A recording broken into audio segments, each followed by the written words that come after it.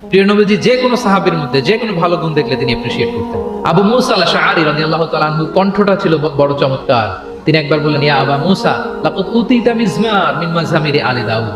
দাউদ নবীর গলায় আল্লাহ যে সুরের ঝংকার দিয়েছে, এই উম্মতের মধ্যে আল্লাহ তোমার গলায় সেই সুরের লহরী ঢেলে দিয়েছে। সুবহান। তো তিনি বলেন, ইয়া রাসূলুল্লাহ, আমি তো আপনার সামনে কখনো কোরআন তেলাওয়াত করিনি, আমার গলায় যে সুর আছে আপনি কি করে বুঝলেন? প্রিয় নবীজি বলেন, গত রাতে তোমার ঘরের পাশ দিয়ে যাচ্ছিলাম, তুমি যে তেলাওয়াত করছিলে আমি দরজার বাইরে, ঘরের দেয়ালের বাইরে দাঁড়িয়ে দাঁড়িয়ে শুনছিলাম।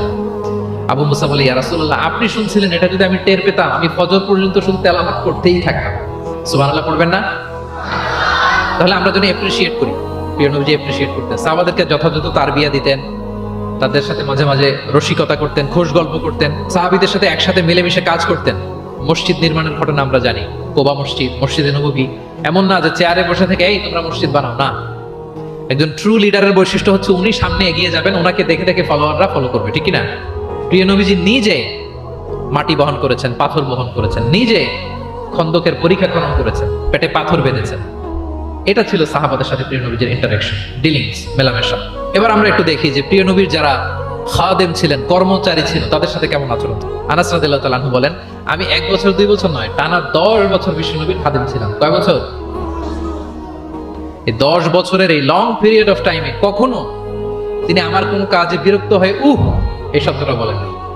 তিনি কখনো বলেন নাই যে আনাস এটা কেন করেছো, কখনো বলেন নাই যে আনাস এটা কেন করো নাই, করছো কেন এটাও বলে নাই, এটা করো নাই কেন এটাও বলেন নাই। আল্লাহু আকবার। একবার তিনি ওনার একটা জামা আনতে পাঠালেন আনাসকে, যে আনাস আমার এই জামাটা নিয়ে আস। ছোট্ট আনাস আনতে যে মদিনার রাস্তায় দেখে যে বাচ্চারা খেলাধুলা করে, জামা আনার কথা ভুলে যে সেও বাচ্চাদের সাথে খেলা দেখতে আরম্ভ করছে। এখন আল্লাহ রাসূল সাল্লাল্লাহু আলাইহি ওয়াসাল্লাম অনেকক্ষণ বসে আছেন, কি আমার জামা তো আসে না, আনাসও আসে না, ঘটনা কি? আসে না। তিনি বললেন যে যাই, কি আর করা, নিজের জামা নিজেই নিয়ে আসি। বের হলেন, বের হয়ে দেখেন মদিনার এক গলির মধ্যে মদিনার অন্যান্য বাচ্চাদের সাথে প্রিয় নবীজির আনাস সেখানে দাঁড়িয়ে আছে।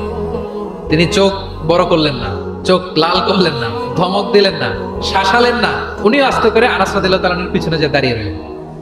দেখেন খেলা দেখে এদিকে দেখে ওদিকে দেখে দেখতে দেখতে হঠাৎ আনাস রাদিয়াল্লাহু দেখেন যে পিছনে কে দাঁড়িয়ে আছে? স্বয়ং প্রিয় নবীজি দাঁড়িয়ে আছে। উনি ভয় পেয়ে গেলেন। আল্লাহ রাসূল সাল্লাল্লাহু আলাইহি সাল্লাম আনাস রাদিয়াল্লাহু তাআলাকে কিছুই বললেন না, ধমক দিলেন না, শাসালেন না, পিটি দিলেন না, জাস্ট স্মাইল, শুধু একটা মুচকি হাসি দিলেন। কি দিলেন? আনাস রাদিয়াল্লাহু তাআলা বলেন, সেদিনের বিশ্বনবীর সেদিনের মুচকি হাসির শাসন মৃত্যুর আগ পর্যন্ত আমাকে সোজা পথে রেখেছে। এবার আমরা দেখি স্ত্রীদের সাথে কেমন আচরণ করতেন তিনি। স্ত্রীদেরকেও তিনি আগে সালাম দিতেন। স্ত্রীদেরকে কি করতেন? আগে সালাম। আমাদের মধ্যে একটা ভুল বোঝাবুঝি আছে, আমরা অনেক সময় মনে করি যে না, স্ত্রীদের হয়তো আগে সালাম দিতে হবে, স্বামীরা সালাম দিবে না, এরকম একটা টেন্ডেন্সি। এটা ভুল। সবাইকে আগে সালাম দেওয়ার একটা কম্পিটিশন আমাদের মধ্যে থাকতে হবে। সালাম মানে হচ্ছে শান্তি। সালাম মানে কি? শান্তি। অনেকে বলে যে হুজুর ঘরের ভিতরে শুধু অশান্তি, অনেক অশান্তি, অনেক ঝগড়া, এরকম হয় আপনাদের হয়? এর কারণ হচ্ছে শান্তির পয়গাম আমরা ঘরে ঢুকাই নাই। শান্তির পয়গাম আমরা ঘরে ঢুকাই নাই। ঘরে ঢুকে আমরা সালাম দিব। প্রিয় নবীজি আগে সালাম দিতেন। আমাদের আয়েশা বলেন যে অনেক চেষ্টা করেছি আমি দিব, লুকিয়ে থাকতাম মাঝে মাঝে, কিন্তু অনেক দূরে থেকে বিষ্ণুনবী বলে ফেলতেন আসসালামু আলাইকুম রাহমাতুল্লাহ। স্ত্রীদেরকে আগে সালাম দিতেন। মসজিদ থেকে নামাজ থেকে বের হয়ে স্ত্রীদেরকে ঘর পর্যন্ত পৌঁছে দিতেন। ঘরের ছোটখাটো কাজে তিনি সহায়তা করতেন, সাংসারিক কাজে সহযোগিতা করতেন, এবং খুবই হৃদ্যতাপূর্ণ সম্পর্ক ছিল স্ত্রীদের সাথে। একবার আয়েশা রাদিয়াল্লাহু তাআলা আনহাকে নিয়ে তিনি একটা সফরে বেরিয়েছেন।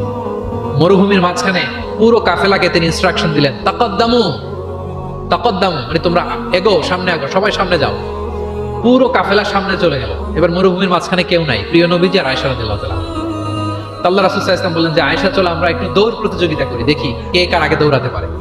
তো দুজনেই দৌড়ালেন। ওই সময়টাতে আমাদের আয়েশা রাদিয়াল্লাহু তাআলা আনহা বয়স কম ছিল, একটু গড়নে পাতলা ছিলেন।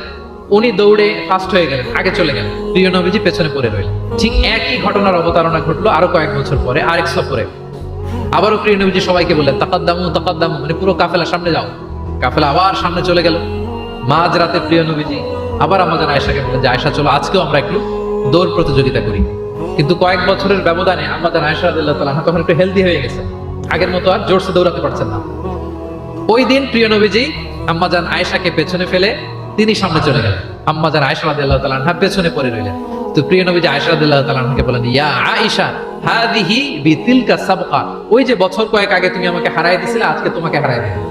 3-4 বছর আগে তুমি হয়ে গেছিলা চ্যাম্পিয়ন, আমাকে হারাই দিছো, আজকে ওটার শোধবাদ করে নিলাম, সমান সমান হয়ে গেল। আল্লাহু আকবার। আয়েশা, আমি কিন্তু টের পাই কখন তুমি আমার প্রতি খুশি আর কখন তুমি আমার উপর রেগে আছো, আমি কিন্তু বুঝে ফেলি। তো আম্মাজান বলেন যে আপনি কি করে বোঝেন? তো রাসূল সাল্লাল্লাহু আলাইহি ওয়াসাল্লাম বললেন, যখন তুমি আমার উপর রেগে থাকো তখন দোয়া করার সময় তুমি বলো রব্বি ইব্রাহিম, মানে হে ইব্রাহিমের রব, আপনি আমাদেরকে ক্ষমা করেন। আর যখন তুমি আমার উপর খুশি থাকো তখন দোয়ার সময় তুমি বলো রব্বি মুহাম্মদ, হে মুহাম্মাদের রব, আপনি আমাদেরকে ক্ষমা করেন। মানে তুমি যখন রেগে থাকো তুমি ইচ্ছে করে আমার নামটা মুখে নিতে চাও না, আমি কিন্তু বুঝে ফেলি। আম্মা জান আয়েশা বলেন, ইয়া রাসূলুল্লাহ মা আহজুরু ইল্লা ইসমাক, আমি তো শুধু আপনার নামটাই বাদ দেই, মুখ থেকেই বাদ দেই, কিন্তু আমার হৃদয় থেকে তো কখনোই আপনাকে শোনাতে পারি না। আল্লাহু আকবার, আল্লাহু আকবার।